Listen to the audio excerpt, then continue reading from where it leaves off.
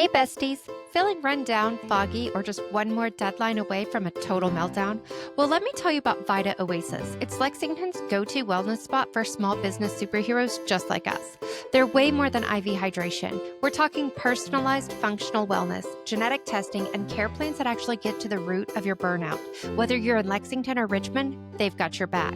If you mention this ad, take $25 off your next purchase.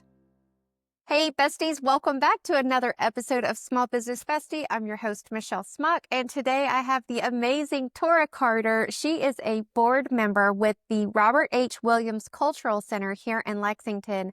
She wears a ton of hats, but this is the one that I'm most excited to talk about. So Tora, tell us a little bit about yourself and what you do. Yes, well, thank you, Michelle, because you know this is a passion project and I can talk about this forever, but I do wear a couple other hats. So I am in my, now 21st season at Transy as the dance coach. I just finished the 20th season there. Looking forward to a great one coming up. And I'm the marketing director at Guide Realty. So many different hats, and they're all completely different, which is one of the things that I love about you because it just goes to prove like how versatile of a human being you are. But I really think at the end of the day, if you said, "Who are you?" I'm really just going to tell you I'm a cheerleader. So I am a cheerleader for anyone who I'm around. So whether I'm cheering for my Transy girls or I'm cheering on the agents here or my kids at home, my husband, whoever I'm talking to, I'm really just a cheerleader. So that's what I'm going to do. Yes, and you're a really good one too. I know that of all the many times that we've interacted, face to face, you really are just that like uplifting, optimistic, energetic person and it feels like everyone in your realm knows that that's who you are. They know that if they have a need or even just need to be energized, they're like, I'm going to go be in Tora's presence. Well, I mean, that's kind of where I live. That's a space I live in. As a kid, obviously, I did cheer and dance all the way up through college, and then after college, getting the job at Transy. And I've done it on professional levels as well. So I've cheered people on my entire life, just in different ways. It fits you so well. You do such a good job of it. Maybe that's why we jive. We both got that like, I let's think bring other so. people up. That's it, and that's all I want to do. So tell me a little bit more. You said you're the marketing director at Guide Realty. What does that role kind of look like for you on a daily basis, other than just cheering people on? Well, there's a lot of cheering people on, a lot of celebration, right? But it can look like anything. Every day it's a little bit different. So I manage our brands, our online presence, our website. I stage some of our houses and graphic designs. I teach our marketing classes here. Just a little bit of everything. We do lots with events and community actions out in Lexington. So we sponsor a lot of events. We're always out in Women's Business Center, Women Leading Kentucky. We're just kind of out and about. So I get to share the Guide Realty brand around in Lexington. Yeah. One of the things that I don't know a lot of people know about Guide Realty is that in their physical location, there's actually an event center that is available for use. Do you want to tell us a little bit about that space? Absolutely. So I manage also the Compass Center. So the Compass Center is a professional space that we can lease out for professional and nonprofit organizations. So whether they need a meeting, a professional happy hour, continuing education classes, we can host just about anything. And I am a creative at heart, so I can turn this space into anything multiple times. And it flips often throughout the week. It does. I've seen it as a dance party, very professional, like cocktail hour, all the way down to classroom. We've even had some events there where it was just very casual, sitting around on the couches, having kind of a fireside chat feel to it as well. Absolutely. I mean, when Raquel moved to this space, I guess now we've been here almost 5 years. When we moved to this space, that's what she wanted. She wanted to bring the community in. So with bringing in the community, we were able to host so many different organizations, groups, businesses for many different, whatever you can think of, almost anything you think of, we can have here. We do want to guide, grow, and build with the Compass Center. So anything that's going to elevate businesses and professional settings, that's what we're going to do. That's amazing. Yeah, I'm so grateful for the way that you guys do reach out and bring the community in and go out into the community. So let's switch gears. I want to talk about Transy just for a minute. There's a lot I don't know about this. I am not a dance or cheer type person necessarily, but I am so inspired by all of the work that you put in. And one of the things that you recently were telling a group of people about was the athletes volunteering their time and that you would kind of help to coordinate that. So, what are all of the different roles that you facilitate there at Transy? Yeah, so at Transy, I'm the head dance coach. Um, my years there, I did coach cheer at one point, but during COVID, and then as we got busier here at Guide, I kind of focused my energy just with dance. But I've had the opportunity to serve on the DEI committee within the athletics department. So there's a few, myself and a few other coaches serve on this committee, and we find ways to get our athletes involved and support our athletes with DEI initiatives within the community and within the Transy campus. So within that committee I served on, and I already served on the Robert H. Williams board, I was like, you know what? Why not bring both of these worlds together? And presented it to our committee members, presented it to our athletic administrators, and they were like, yes, let's do it. What can we do? And it was even more exciting that they were like, we don't want to just do a one off event. We want a partnership. So to have the support of our athletic administrators to say, we want this to be something that our athletes can do throughout the year. And that's exactly what we did. So they've come out to the center on numerous occasions this year alone. The basketball team, the women's basketball team came out and organized. We had this huge donation of books, and we have a Lex Read and Play library within the center. So we have this huge donation of books. They came out, sorted the books, organized them, put them up. It was a sight to see these amazing female athletes do the work in this center. And then we had our student athlete advisory committee, which is about 40 athletes from all the sports that we have at Transy. And they came out and did a huge clean out of the basement. The basement had not had any activity in over 5 years. So there was just a lot of things that needed to be trashed and taken out. And they did it. The work that would have taken most people days and weeks, they did it in 30 minutes. Like the efficiency of these athletes, the way they worked together, the way they created a plan, devised it, executed. You could see that's why they are exceptional athletes at Transy, because the way they went to action and the way they worked, I was, I mean, I coached some of them that were there, but to see them work from, we had the lacrosse team, softball, I mean, all 27 sports that we have at Transy were represented this day. And to see them all come together and just do an amazing job for not just the center, but what it's going to mean for this community, it was amazing. It was absolutely amazing. And for them not to complain and for them to make it fun and work hard, you know, those kids didn't have to do that, but they came in, they were excited, and they're already planning the events for the fall. Oh, I love that. Yeah. That's a perfect segue because I know what I really want to talk to you about is what you really want to talk about too. So you've mentioned the center a couple of times. Tell me what it is and why you're so passionate about it. Well, so the center itself, it's the Robert H. Williams Culture Center. It's a nonprofit organization that is owned and operated by the board. And it's within the building that is so historic. So the building it sits in is the former industrial or colored orphanage that was formed in 1892 by these amazing women. And so this center operated as an orphanage up until 1988. So in 1988, when children no longer lived there, then it turned into the cultural center where it provides education, workshops, all kinds of things. But COVID was hard on the center.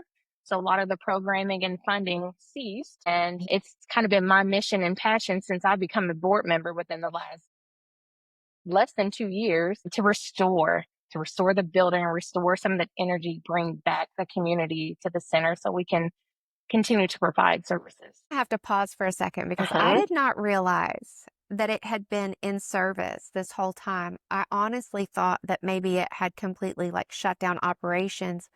And this is not a dig at the center in any Yeah, way, but when you look at that building, if you think that they have been having programming happening while the building was literally falling on itself, is just yeah. mind-boggling to me. And now I see why you're just so much more passionate about we've got to restore this building. We've got to keep the integrity and keep the programming going for the community. So tell me a little bit more about the different types of programming that is currently offered. And then what's like the dream? What's the passion Mhm. behind all of this? Now this is where I can talk. This is where I am like, we're gonna do some good things, and it's gonna. I mean, the building has outstood so many people, and it will continue to, but it's going to take all of us working together. But current programming, we only have one program that consistently happens in the building, but it is limited to weather, right? Because the building is not temperature controlled. So it just depends. If it's not too hot, if it's not too cold, we can be inside. But we do have the Lex Read and Play Library. So it's an opportunity to open up the center and let families and kids come in and just have free play. We have a room of books and toys, musical instruments. So one Saturday a month, we open up the center for them to come in and play and just engage with us and other volunteers.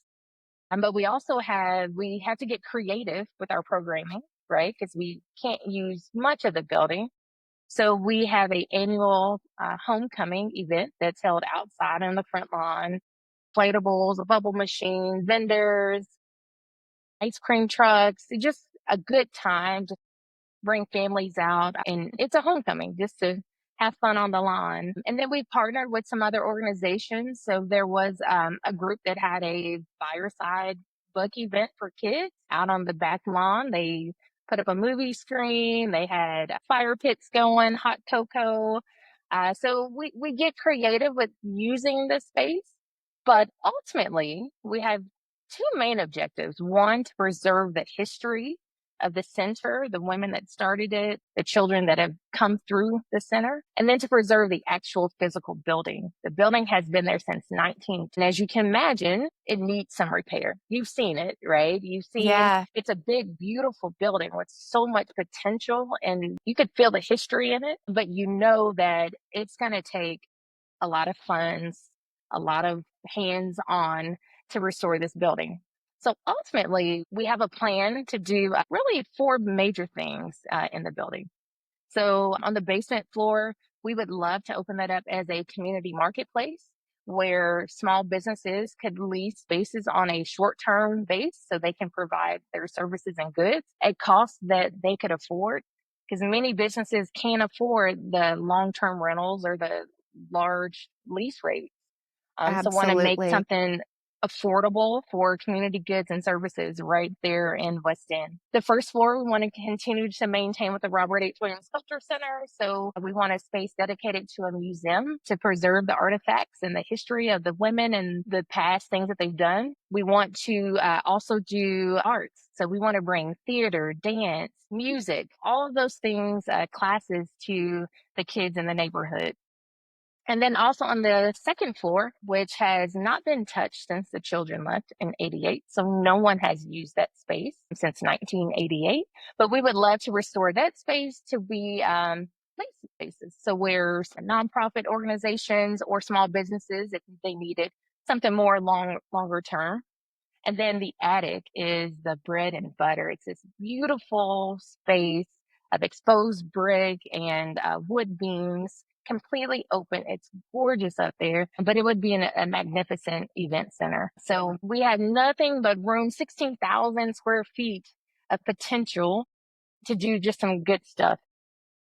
I love all of it, specifically because I'm such a small business nerd and I love finding creative ways for small businesses to get their foothold because that's one of the biggest barriers for small It businesses really when they're is. getting Yeah. started is like, I have this great idea, this great product, this great service, But like you said, the long-term commercial leases oftentimes are 2+ years. You're not looking at a 12-month lease. If we're being honest, most commercial leases start at 5 years. And so when you're a small business first getting started, that's often a huge barrier, and they require such capital to be able to say, I can put down 3 months in advance or put down this huge deposit. So I love the idea of having a space that's flexible for small businesses to get started and kind of test their concept and say, is this something that I should invest my time and money and energy into? So super grateful for that. I'm really looking forward to that Yes, becoming a and it's all reality. about opportunity, right?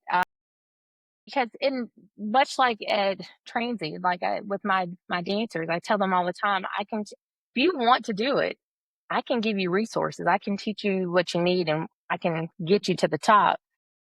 But just having those opportunities. So to have a small business that has a dream, an idea, and a plan, they could get started with a month to month lease or a quarterly lease. Just being, Right. like you said, being creative.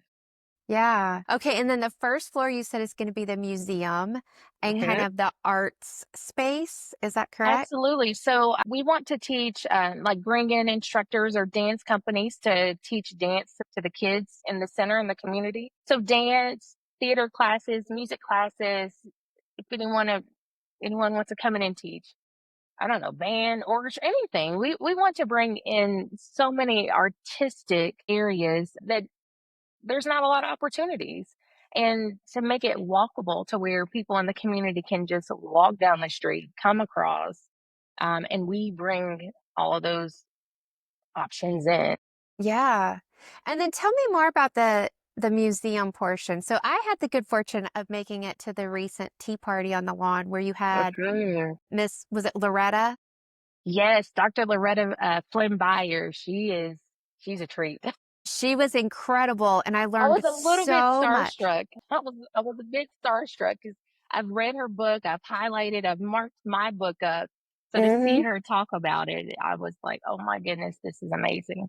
Yeah, But I the bought a copy museum, of the book that day and I'm so excited to find some time. I'm actually taking next week off and that book is going with me on my little mini vacation because I you're going to cannot enjoy it. wait. But here's what's going to happen: you're going to read it, and you're going to say, "I need to learn more." Like it just gives you just enough to say, "All right, let's go pull back some layers and find it." Well, I know even during her talk, she kept mentioning and bringing up the minutes from the original meetings that the women were having when they started the center. And she was saying, oh, if you read through these minutes, and I was like, I want to read through the minutes. I'm like, let's take a field trip down to the library, I think is where she said in Yeah. She UK. said I'm like, it's at the UK Special Collections, and I can't wait to see the physical paper that is still around from 1892, when they first started this organization. yeah, okay, so You we talk about beat the around the history. bush a Yeah. lot. Fill everybody in. Tell them about the history of this place because it just blew my mind. Well, so like you said, we do want to preserve the history to make sure that these women are not lost. Because if we're not talking about them, who is?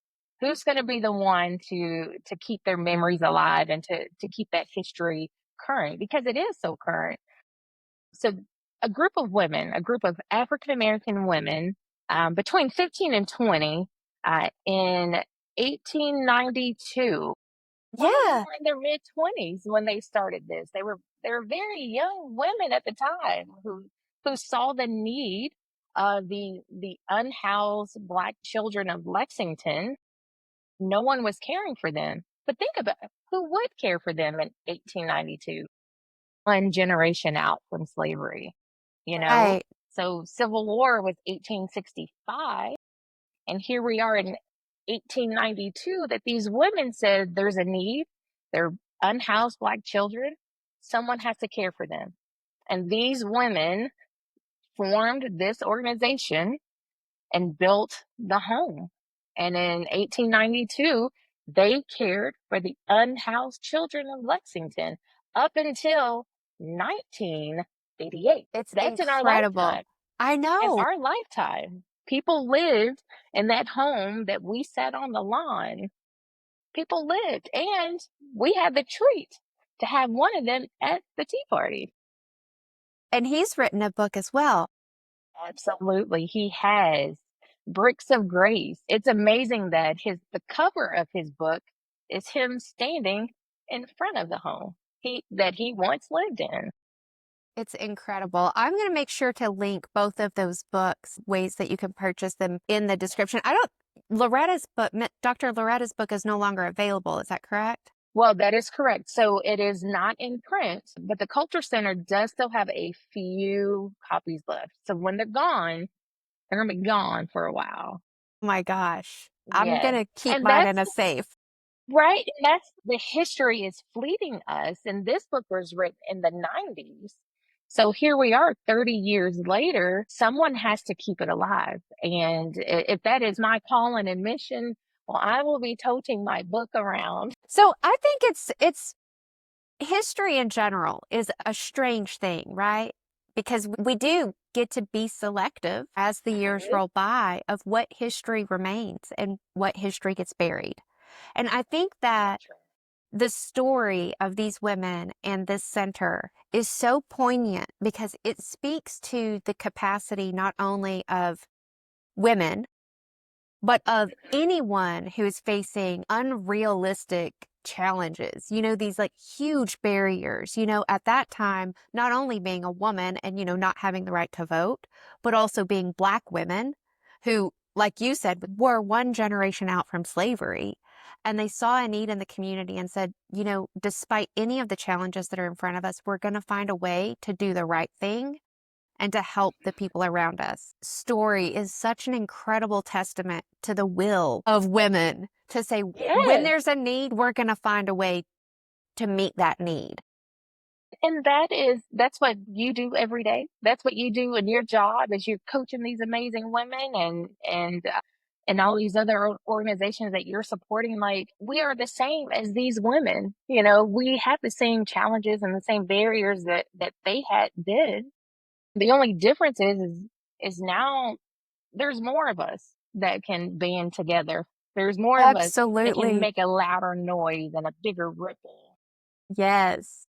Okay, so I'm kind of like you. I'm on fire about this. And I think I told you at the tea party, I've been looking for a way that just like felt right to me. I've had this desire to support a global mission or nonprofit. I found that with You Are. That's Mhm. a local Yes. Lexington nonprofit, but they serve women and girls globally. And now I've found this organization and I'm like, okay, this is where I feel really good about supporting locally and getting really involved. So I know how I'm going to be involved is I'm going to keep talking about it, spreading the word, donating my time and money when I can.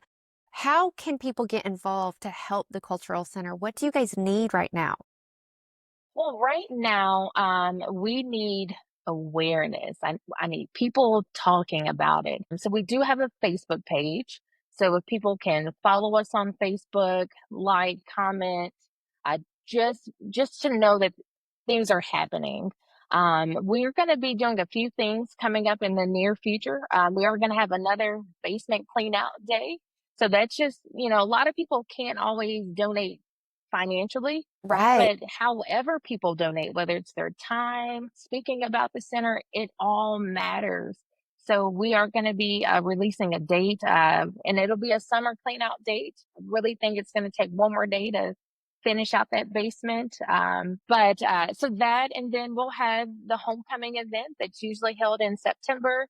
So just coming out, whether it's coming out to be a vendor or just support, come out and shop with the local businesses that'll be there. But yeah, so we just it's the awareness right now, and when we have events, it's support, and support is an action. We want people. We don't just want your dollars. We want you to show up and make a big noise.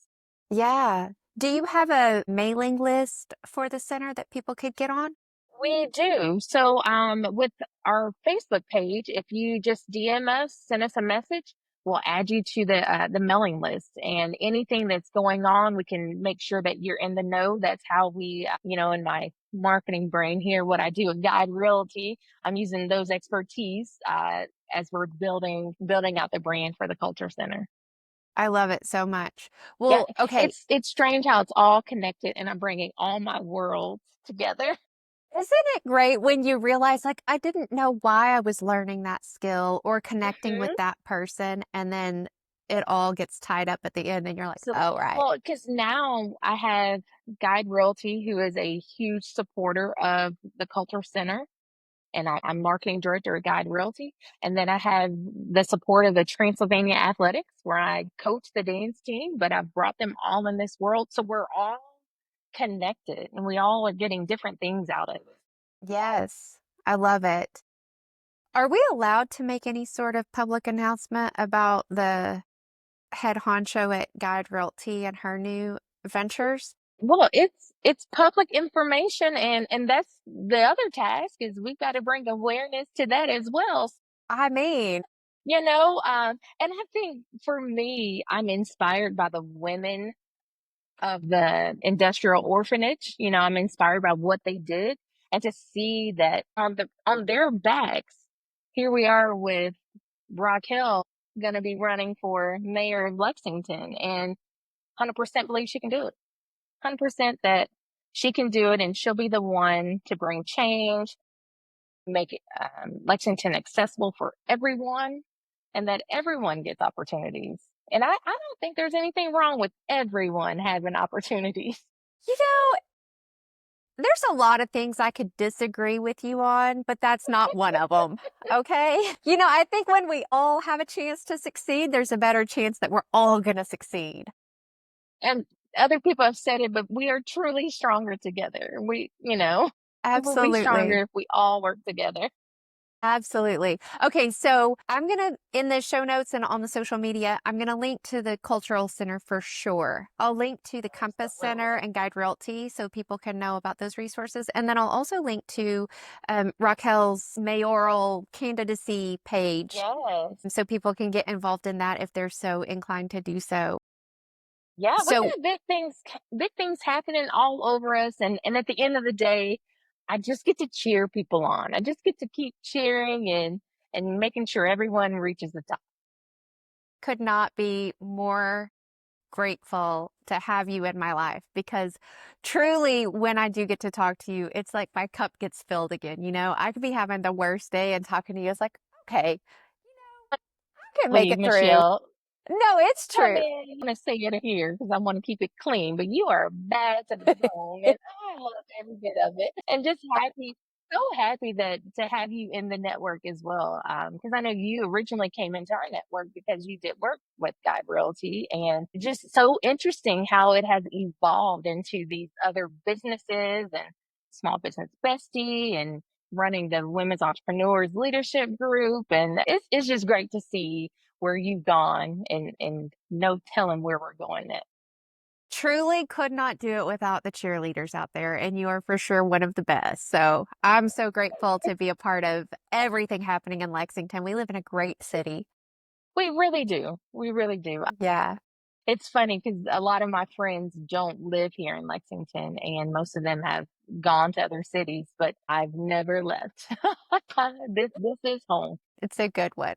Well, Tora, thank you so much for spending your afternoon with me. I've had so much fun talking to you. I know we could both continue talking about this forever, so maybe we'll have to do a follow-up episode and like do some check-ins of how the centers do it. Yes. Well, I also have to bring you on for the behind the scenes tour. You have to go see the basement. You have to see the second floor, and so I'm and that's when your mind will really say, "Oh my goodness, you could feel the history. You can feel it."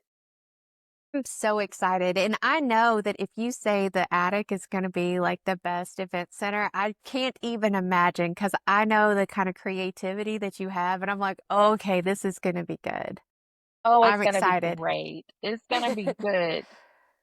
But we Awesome. we have some really great partners. Grateful to the city of Lexington for their partnership and what they've already done with us. We've had a partnership with Lexington Leadership Foundation, assisting us with getting a new roof, and just we've been blessed. We have been blessed as we were moving towards these goals, and just excited about the future. Absolutely. Well, hopefully we'll continue to get more momentum, more people wanting to partner and sponsor and do all of the things. And please keep us updated if there's things that we can do. And as always, drop it in the Small Business Bestie group. If you need any sort of collaboration, please let us know. We are here Absolutely. for you. Yay, thank you. Thank you. All right, Tora, we will talk later. All right, besties, that does it for today. If you're interested in becoming a part of the Small Business Bestie community, join us in the Facebook group or find out more information on the website at smallbusinessbestie.org. Please share the podcast with your friends who could use a friend in business. And it would really mean so much to me if you follow the show and take just a few seconds to rate or review. A 5-star rating really helps the show become visible to other besties who may just need the support and friendship that we offer.